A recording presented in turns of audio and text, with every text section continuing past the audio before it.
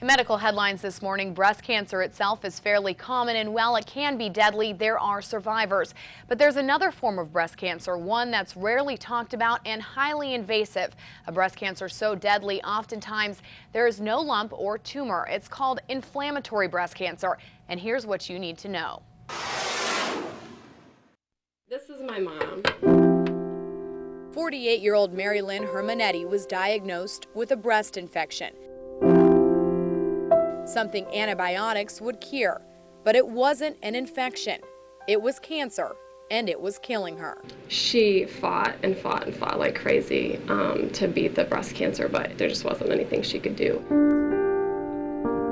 Mary Lynn died 4 years ago of complications from inflammatory breast cancer. Every woman should at least have the basic idea that there's something out there called inflammatory breast cancer. But not every woman does. Inflammatory breast cancer is different from other common kinds of breast cancer. And by the time symptoms show up, it's already progressed to a dangerous stage. It's unfortunate that inflammatory breast cancer is advanced disease at the time of presentation. A woman is already stage 3 and she's only been sick for 2 weeks. Inflammatory breast cancer often presents itself as a red, hot, swollen, and tender breast that can easily be misdiagnosed. It's often assumed that this is some kind of bacterial infection and treated with antibiotics. And it's not until the antibiotics don't work that she usually comes to clinical attention. Mammograms, regular doctor visits, and self-breast checks are still the best tools of detection for most forms of breast cancer.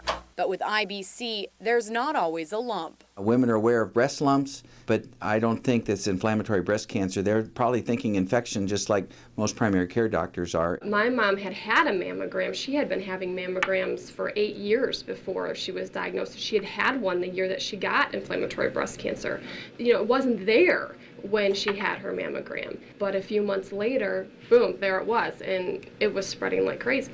After diagnosis, the treatment process for IBC can be a rough road. Treatment for inflammatory breast cancer really encompasses everything that we have. From chemo to a mastectomy to radiation and hormone therapy. The inflammatory breast cancer patients do a lot worse. Worse because they have a much higher mortality rate than the average woman with common kinds of breast cancer, who often present in stage 1 or 2.